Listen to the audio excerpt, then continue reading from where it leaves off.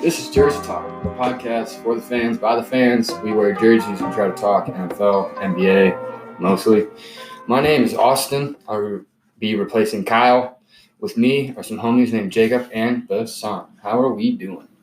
Doing good, Austin. How are you? Okay. Fantastic. I'm great. Fantastic. I'm glad we got that chump off this podcast. Yep. Follow us on Twitter at Jersey Talk 20. Subscribe on YouTube at Jersey Talk. Hit that like button, and it will really help our self-esteems. Find us on streaming platforms like Spotify. If you can't find us on your preferred platform, just hit us up, and we can get right on it. This is episode 5. Last week was the final preseason episode. We talked about the Super Bowl and had a little NFL draft. This week, we're talking about the dominoes already falling for what can be a chaotic offseason full of change. Before we talk about everything we got planned, we got to hit the weekly hooks. Let's start with the show that is the Houston Astros. Jim Crano was addressing the media about the cheating scandal, and his comments were just bizarre and lazy. Did you guys see anything about that? I did. Yeah, that was really bad. It was bad. What did he say? So they can't he said that the cheating didn't have any we still were a good team and cheating didn't affect us. Right. Cheating didn't affect the outcome, and then 5 minutes later he said, "I didn't say that." In the same. You know what I'm talking about, right? It's not in the literally the same interview. It was really bad. Wow. Yeah, it's just more reason to hate the Houston Astros. The Toronto Raptors impressive. Now some NBA. That was really all baseball we were talking about today. The Toronto Raptors impressive 15-game winning streak ended last night against the Brooklyn Nets. Luka Doncic returned from his injury Wednesday night and, like always, balled out. Damian Lillard will miss out the All-Star game due to groin injury. Devin Booker is set to replace him. Good job, NBA, for finally putting in the right guy. Zion Williamson continues to impress since his rookie debut, but John Morant still leads the Rookie of the Year race. You guys agree? Yeah. Ja. On Ja. All right. So, Zion's the only reason Zion's not leading is because he's only going to play half the season. He's been amazing. NFL draft. So here's some NFL news. NFL draft prospect Tua Tagovailoa's CT scan came in as positive as you could hope for. His fracture has healed. It will be another month before he will be cleared for any football activities, most likely, but a step in the right directions for teams looking to draft a quarterback. Is he going to be ready for scout season? The combine and stuff? It'll be iffy, but probably not, because I don't think they'll want to risk anything. Mm-hmm. But they'll have a better idea of where he's at, and also they know he's healthy, he's getting there. His that injury's not going to be a concern for them, or I hope not. It is. Hope not. Phillip Rivers will not be returning to the Chargers and is expected to test free agency this offseason. Tom Brady will test free agency. The idea is Robert Kraft wants to see what's out there for Brady and meet with Bill and all come together somewhere in the middle. I don't know why he wants to do this. It's weird. It's what Ian Rappaport said on NFL, and it's just bizarre to me. I think it's more of a reputation that plays into it. The idea is they want to see what his market value is, because they don't. What if they sign him to a $35 million contract, right, and he goes out there and people are only willing to pay him $30 million? Right. So if that's your reason, then I guess, but I wouldn't risk. If you want to bring him back, which that's what it sounds like at least Robert Kraft wants to do, mm-hmm, then I don't know why he doesn't even test free agency. Right. Some big news out of Washington is that new head coach Ron Rivera has contacted and touched base with All-Pro left tackle Trent Williams. People unfamiliar with this story, Trent sat out last season due to understandable disagreements with the front office. He had trust issues with the medical staff. Once Bruce Allen and his staff were all let go, though, this is the reason that once their staff was let go, this was what I was hoping for, is Ron Rivera to contact, because he seems like the kind of guy to rebuild that relationship. And having Trent Williams goes a long way for Dwayne Haskins' development. Just a little bit of a backstory. I believe Trent Williams, he had an issue with something to do with his brain. Yeah, it was something to do with a tumor. And then the Redskins staff was actually they downplayed it, and they pretend like it wasn't a big deal, but it was actually. I mean, it's a tumor. Yeah. No, that's why I said rightfully. Like he had the right to do what he did. Like the Redskins clearly didn't respect him enough. That franchise is screwed up on many. Hey, but it's like give credit to Dan Snyder. He's put the right people in place. Finally, the right people. Maybe he's put the right people in place to at least set a culture. And to me, that's one of the most important things. Jameis Winston undergoes eye surgery. It was LASIK eye surgery. So he goes from 30 to 30 to 20 to 20. I know you stole that from Twitter. Yeah, I did. I'm unoriginal. I'm sorry. Browns defensive end Myles Garrett has been reinstated by the NFL. That's great news for Steelers fans. Oh yeah, Jake was so pissed about this.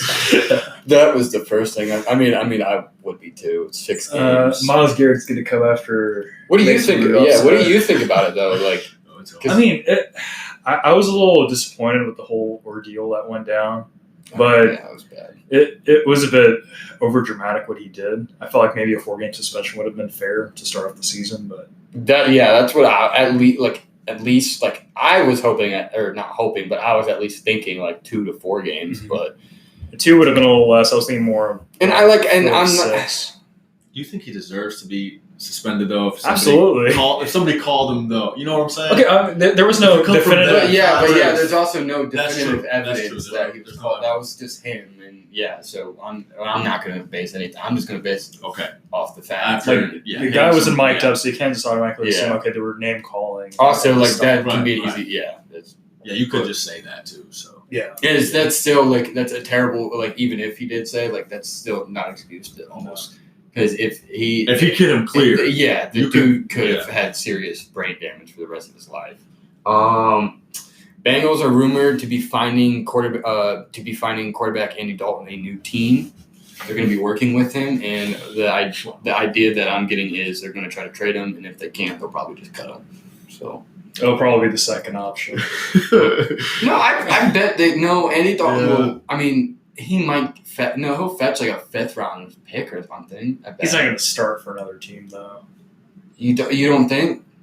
No. Okay, we'll talk about that. We'll talk about that. Yeah, we'll talk about that later. Lions GM says rumors around trading Stafford are 100% false.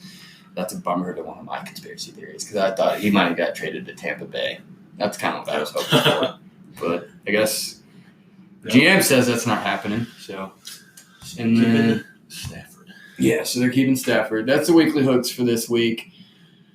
And we are going to move on to our first main discussion.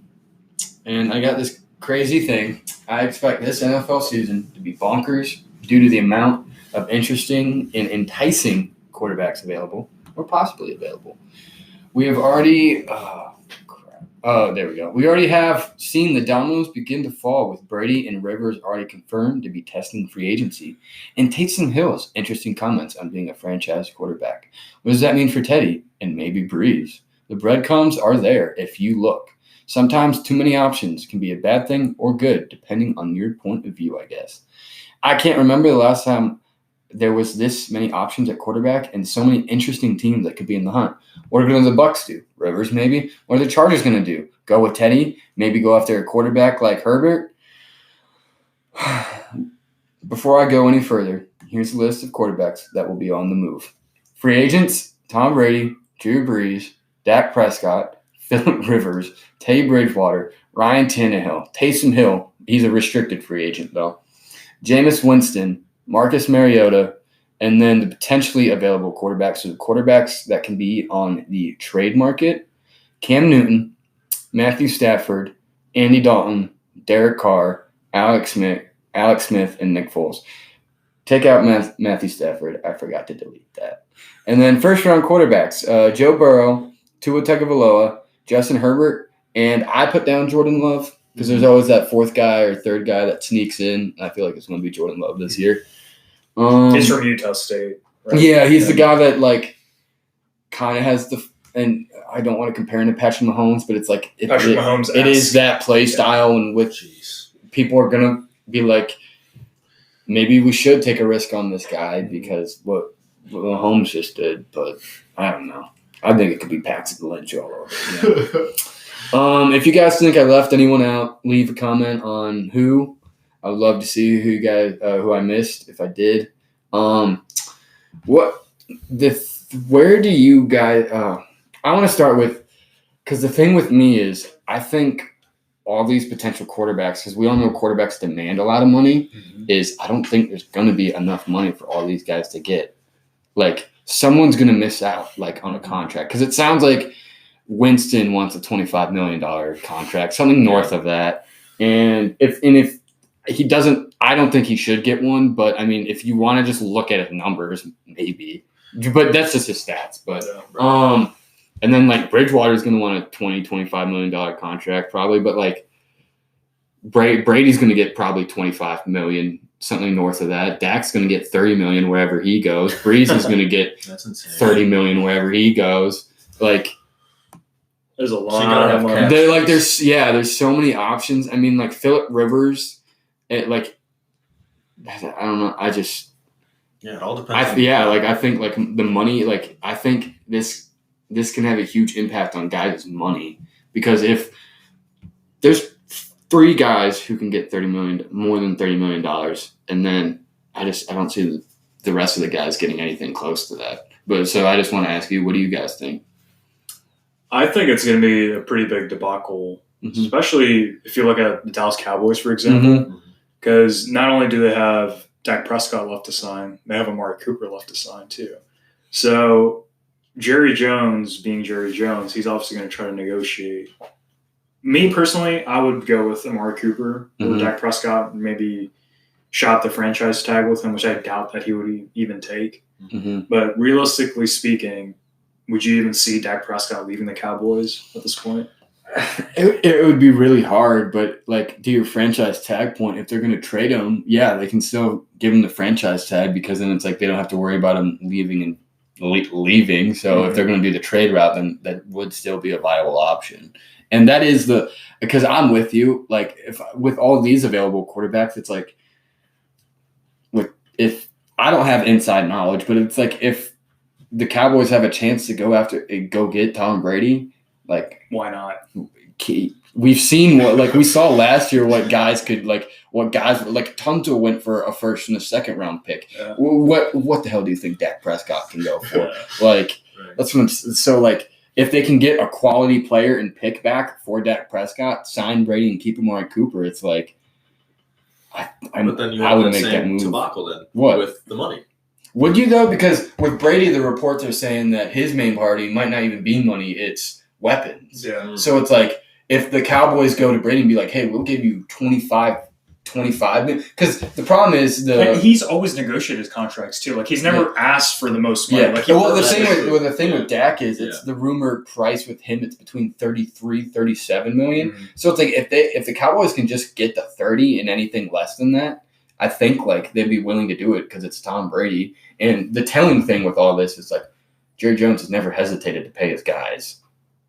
Like, would Jerry Jones be hesitant to sign someone short term, or would you rather go with Dak Prescott and maybe sign like a 6-year deal? The thing to think about then is Jerry Jones is old. Right. He's been very clear he wants to see the Cowboys win another Super Bowl. I don't think he cares about the future right now. I think he cares about right now. Like, I think they're rightfully so, because their team is built to win right now. Like, they're not, like, they're young, but they're not, like, we can only keep saying that for so many years. Like, eventually their O-linemen are going to be 34 and Zeke's going to be a 30-year-old, and it's like, wow, we missed our opportunity. Like, exactly. So, do you think Dak Prescott can take that team to a Super Bowl?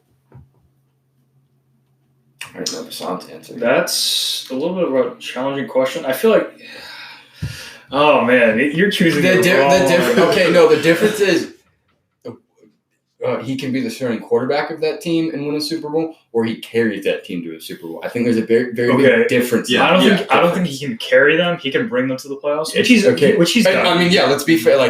I think Dak's a really good quarterback. I think he should get about $30 million. Mm-hmm. Anything more than that, I think that's where the discussion ends, because it's like, but like we have seen the dude go toe to toe with Aaron Rodgers, and it's like if that's not the litmus test for if you're a good quarterback or not, I don't know what is. And he did that his rookie season. Yeah, exactly.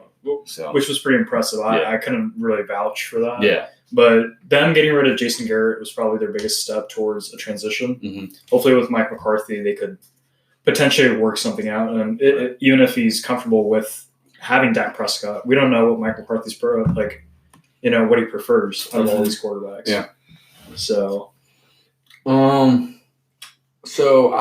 just want to get an idea.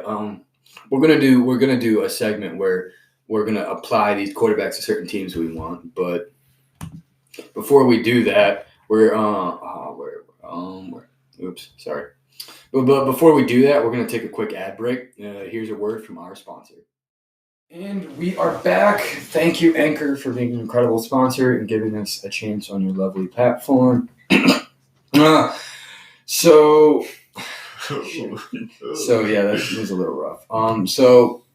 We left before we left for our sponsor, or before our ad. Sorry, we were talking about quarterbacks and stuff. So I want to begin this discussion playing a game. We're going to call this Marriage Story, and how it works is we're going to marry some quarterbacks that maybe not the best fit, but where we want to see them, or where would make the best story / headline. And I'll start off with, because we're talking about him, Andy Dalton to the Chicago Bears. I don't like that. No.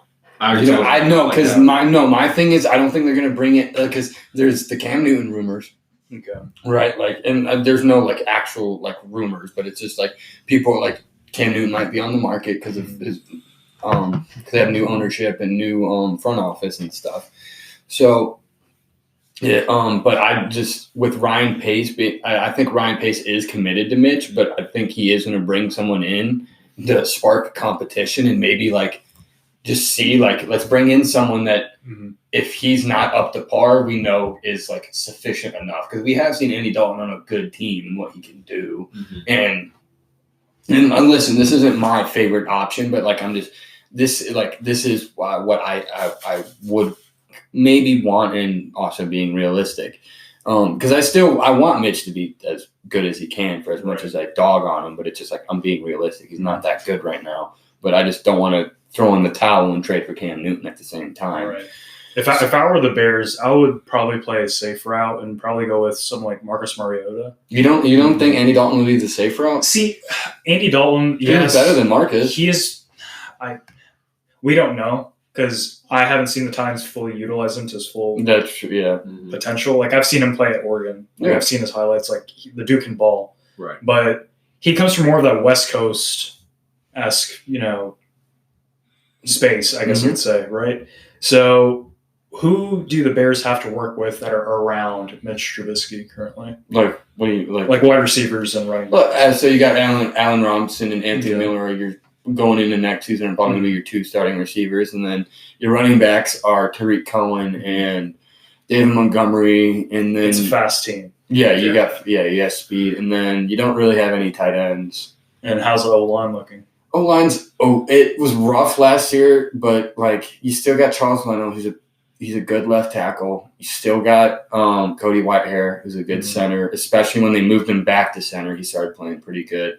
And then James Daniel's solid. They just need to upgrade. They need to upgrade their right side, probably. I could see I see them probably drafting a right guard in the upcoming draft. But Marcus Mariota is also another option. Though him and Andy Dalton are the two options I see. It's just I think Andy Dalton is better than Marcus right now. Okay. And I just think it would be do you want to give up the pick, or do you want to sign a quarterback of lesser quality? But I'd be happy with either one. Just first of all, because you'd also have a really good backup too. I like Chase Daniel as a guy and a person and as a leader, but he's just a man. So you're not winning with Chase Daniel. I would like to see what ideas you guys got when it comes to these marriages. You guys would like Tom Brady, maybe Breeze leaves and goes somewhere. I've been a pretty big Breeze fan growing up, and I don't see him playing anywhere else other than New Orleans. Like, you just can't picture it, right? No, you can't. Obviously he was on the Chargers, right? Yeah. But at that time, we weren't really into football. Yeah. Like, we pretty much grew up watching the Saints, or like him play for the Saints. Yeah. So for me, it looks weird seeing Breeze go to another team, especially at the age of 40. What is it? 41? Yeah. 42? Something like that. Yeah. Like, he's probably got. He still has his arm. Like, he'd probably go like another 2 years, maybe 3 years. I give him 2. I give him 2 more. Yeah. I would give him 2 more. I'd love to see him win another ring. Yeah. I would love that. Because he can. That team is good enough to win another ring. Oh, yeah. No, they'll be back next year. Like, it's just very unfortunate the way that their postseason has ended for the past 4 years. It's so unfortunate. You got to give them credit, though, because a lot of teams always have those hangovers, and they haven't, and they have more of an excuse than anyone to have those hangovers. It's always dealing with the refs. Well, no, I mean the miracle wasn't anything to do with the refs. The miracle was just a bad play. Yeah, by the safety, which sucks because that safety, like, he's so good. Marcus Williams is awesome. Yeah. Just tries to big hit him in the air, like, just completely whiffs. But I was so upset. Oh my god. Here, let me look. I want to see the list of quarterbacks real quick. Where do you guys think Justin Herbert might go? Herbert, I wanted him to actually commit last year, and I wanted the Giants to draft him. Yeah. I know. I did too. I was on the Herbert Giant train all year. That would have been a good Herbert. If the Titans don't go forward with Ryan Tannehill, the Titans should go after Justin Herbert. I kind of like that. Maybe trade up because he's obviously not going to last that long. The thing, I think that's more of a realistic possibility next year for the Titans because I think, like, they're in the sweet spot with Tannehill because I think they're just going to franchise him. There's no reason not to. Yeah.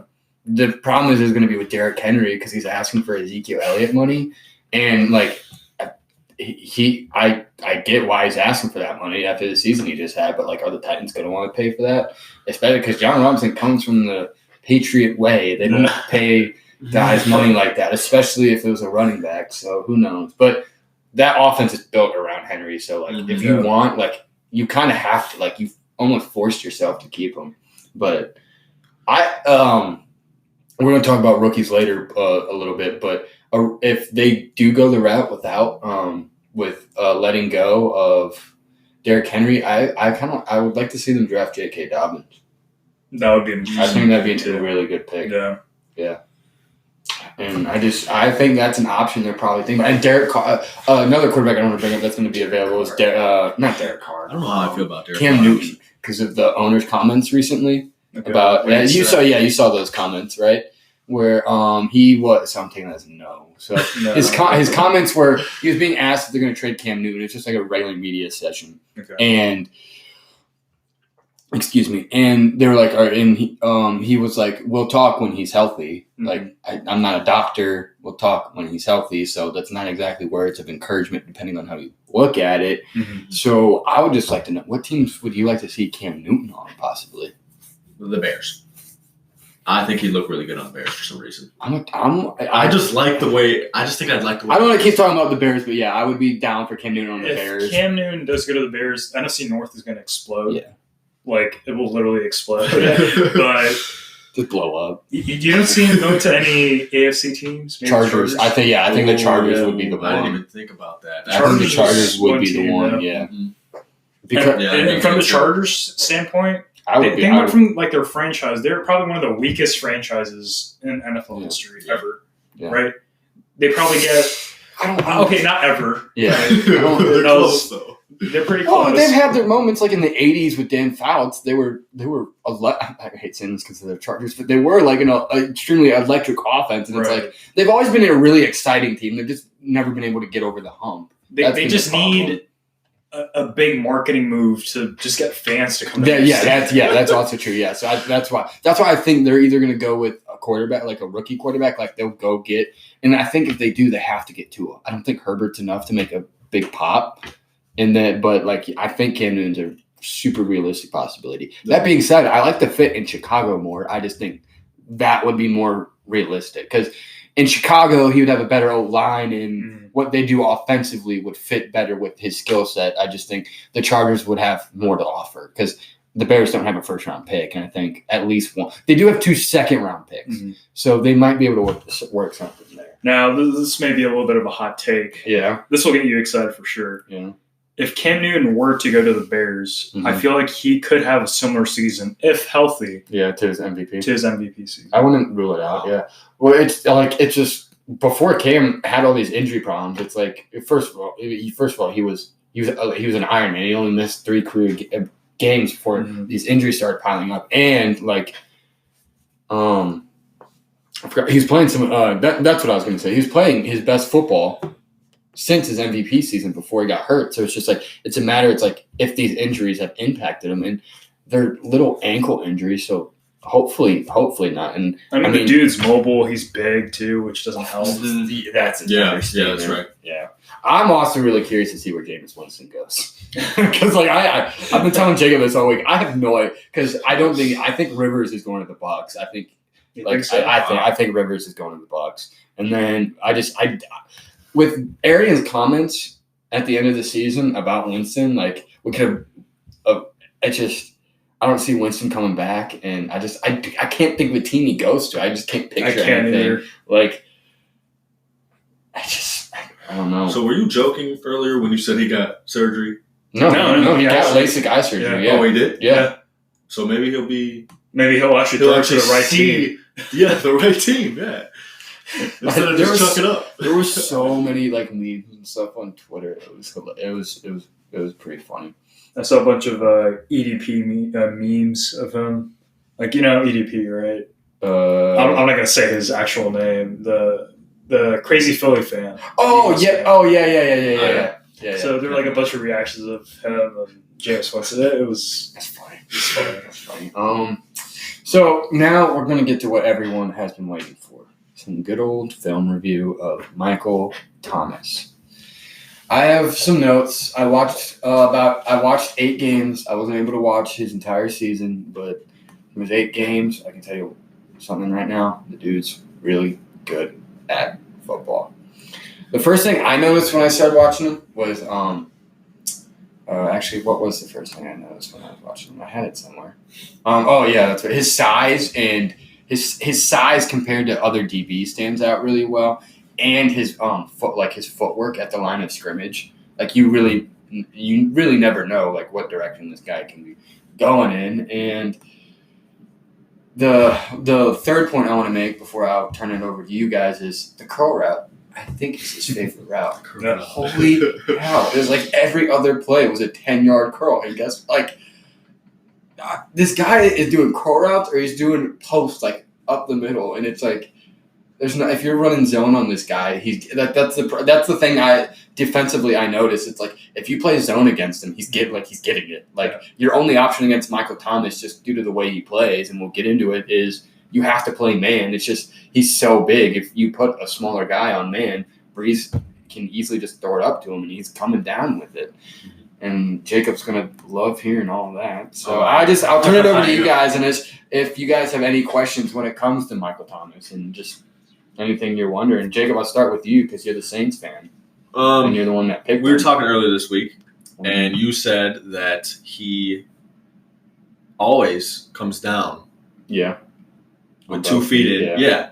So do you want to elaborate on that? Oh, okay. So me and Jake have been talking a lot about Michael Thomas, but what I mean, so that goes into his balance and footwork is every time this guy goes up, and this seems like a little thing, but it's the details that really do add up. Is when he goes up for those catches, and jumping up and stuff, and he always seems to find a way to keep his balance and come down on both feet and stay up. Because what you'll notice when you're watching film is some of these guys might slip or stuff, and he'll still be able to stand up and keep moving even with sometimes when there's a guy right under him. And I'm like, that is incredibly impressive. He has a knack of always keeping his feet in bounds. Those Amari Cooper type he's making those all the time too. It's awesome. And then another thing I'll elaborate that we talked about too is I noticed that he works best when he has more open field But this isn't because he's a burner. Because when you watch the film, something you'll notice is he's not fast. Like he has just enough speed that you need, but he's not like I would never call him fast. But his route running is so good, it's hard for DBs to get an idea where he's going. And so the more field he has, the more routes you have to your disposal. And so as they got closer and closer to the end zone, I would notice his impact. And he's still great, but it's just like I would notice you'd start seeing less and less Michael Thomas. And that being said, when the dude has open field, I'll list some of the game, like some of the stats, like of the games I was watching. It's insane. And and another point about all that is I've noticed he's quick. Like he's kind of like a streaky shooter. And what I mean by that is like he'll make a bunch of catches in a row, and then it seems like he's kind of disappeared, and then he'll make like more catches in a row too. Like so, it's like I don't know if that's frustrating for some people, but I think that's a good thing. And also, another thing we talked about was